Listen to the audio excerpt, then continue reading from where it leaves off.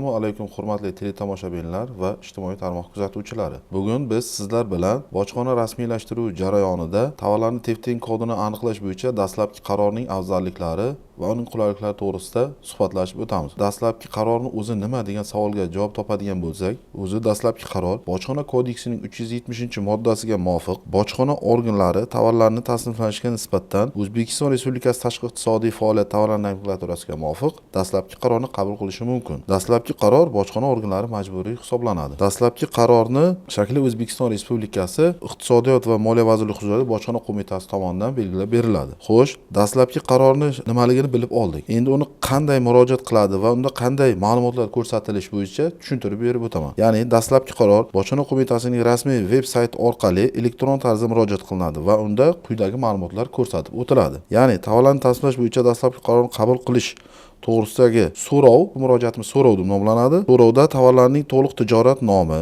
firma nomi, asosiy texnik tijorat tavsiflari va tovarni bir ma'noda tasniflash imkonini beruvchi va boshqa ma'lumotlar ko'rsatilishi zarurdir. Zarur hollarda mahsulotlarning fotosuratlari, chizmalari, pasportlari va boshqa shunga o'xshash turli xil ma'lumotlar ham ko'rsatilishi mumkin. Yuridik shaxsni kelib tushadigan so'rov tashkilot rahbarining familiya ismi, otasining ismi, lavozimi ko'rsatilgan holda imzolangan hamda tashkilot joylashgan yer to'g'risida ma'lumotlarni o'z ichiga olgan holda murojaat qilinadi.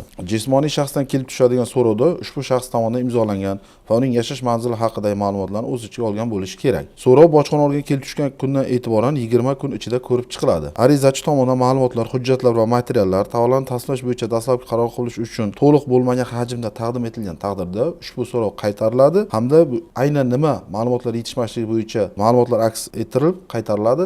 Qaytarilganda ushbu ma'lumotlarni to'liq hajmda taqdim etilganda qaytadan ko'rib chiqiladi. Qo'shimcha ma'lumotlar, hujjatlar va materiallar arizachi xabardor qilingan kundan e'tiboran 60 kalendar kun ichida qaytadan murojaat etilishi lozim.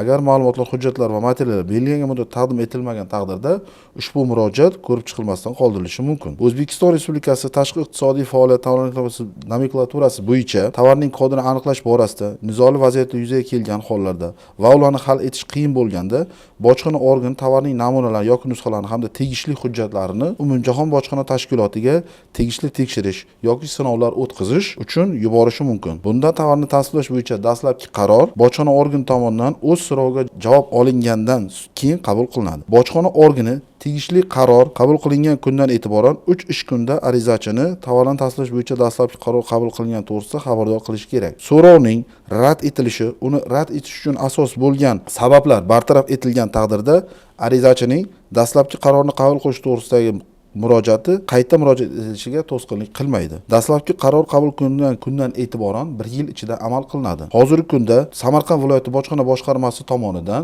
shu kunga qadar jami 204 ta holatda dastlabki qarorlar qabul qilingan bo'lib, bular bevosita bojxona rasmiylashtirish jarayonida tadbirkorlarimiz tomonidan olib kelinishi rejalashtirilayotgan tovarlarning tefting kodini oldindan bilib, ularga qanaqa imtiyozlar qo'llanilishi bo'yicha, qanaqa sarf xarajatlar qilinishi bo'yicha oldindan ma'lumotlarni olib, bu esa bevosita tadbirkorlarning vaqtini hamda keyinchalik sodir etilishi mumkin bo'lgan qanaqadir huquqbuzarliklarning oldini olinishiga olib keladi. Bundan tashqari, taklif hamda murojaatlaringiz bo'yicha Samarqand viloyati bojxona boshqarmasining 66lik 233 6300 raqamli ishonch telefoniga murojaat qilishlaringiz mumkin. E'tiborlaringiz uchun rahmat.